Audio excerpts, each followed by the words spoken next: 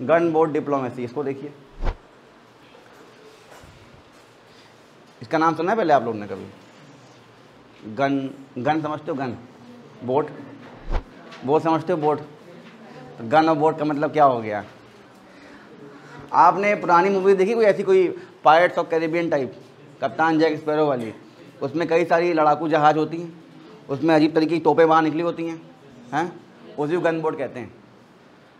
तो पुराने ज़माने में ब्रिटिशर्स का जो नेवल सुप्रीमेसी था बहुत ऊपर था, मतलब उनके पास एक अच्छी नेवी थी, और ब्रिटिशर्स जब भी किसी से व्यापार करते थे और वो व्यापारी जब उनके पैसे ना लौटाए, उनको पैसे ना दे, ठीक है ना, या ट्रेड के रास्ते में आए, कोई बाधा बने, तो उस देश या उस राजा को डराने के लिए ये अपनी गन बोट्स वहाँ भेज देते थे और जगह खड़ा कर देते थे उनके शोर पे कि अब बताओ क्या करोगे।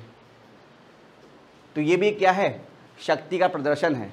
एक ऐसी डिप्लोमेसी है, एक ऐसी कूटनीति है जहाँ पे एक देश दूसरे देश के ऊपर अपने हथियारों द्वारा, स्पेशली वो हथियार जो नेवी के थ्रू इस्तेमाल होते हैं, पानी के थ्रू इस्तेमाल होते हैं, उसका, उस शक्ति का प्रदर्शन करता है। तो इसका इस्तेमाल जनरली ब्रिटिश नेवी बहुत करती थी अपने ज़माने में, ठीक है। Gun boat diplomacy. तो 19वीं सेंचुरी में इसका इस्तेमाल काफ़ी हो रहा था। 19वीं सेंचुरी मतलब कितना हो गया? 1800 की बात कर रहे हैं हम, ठीक है ना। तो इस सेंचुरी में, इस शताब्दी में गन बोट डिप्लोमेसी का इस्तेमाल होना काफ़ी शुरू हुआ था।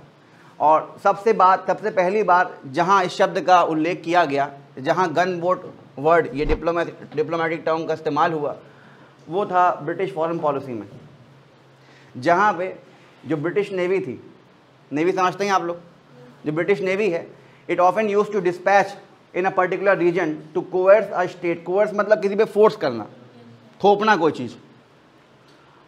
To coerce a state, state मतलब कंट्री मान सकते हैं यहाँ पे, किसी देश या किसी राजा पे क्या दबाना? एक दबाव बनाना।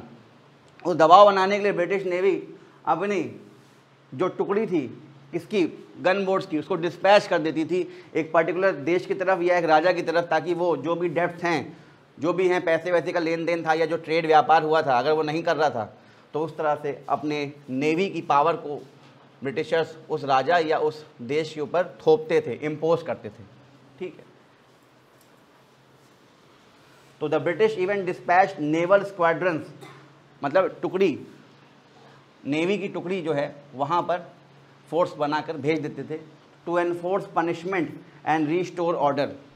कोई ऐसा आइलैंड कंट्री है, कोई देश है, कोई राजा है जो ब्रिटिशर्स की बात नहीं मान रहा या उनके खिलाफ बगावत कर रहा है, ठीक है ना, तो उस चीज़ को रिस्टोर करने में, स्टेबिलिटी लाने के लिए, स्थिरता लाने के लिए और सामने वाले देश को पनिश करने के लिए भी अपनी नेवी का इस्तेमाल ब्रिटिशर्स करते थे।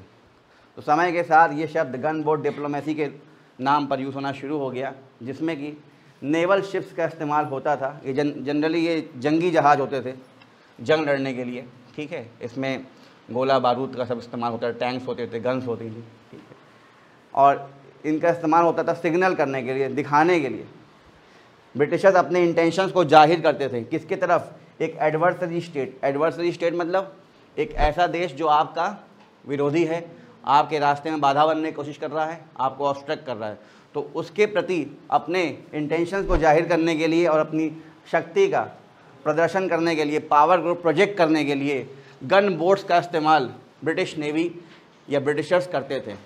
तो इस कूटनीति को हम कहते थे गन बोट डिप्लोमेसी, ठीक है। इसका मतलब ये नहीं था कि जाके लड़ाई कर लेते थे, लेकिन दिखा देते थे। ये भी एक तरह का क्या है? डेटरेंस है। डेटरेंस याद आया आपको? पढ़ा था आपने? क्या होता है?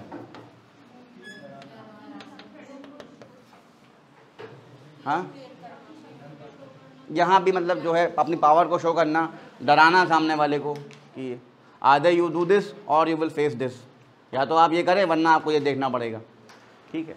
तो यहाँ भी गन बोट डिप्लोमेसी एक तरह का डेटरेंस था, ठीक है।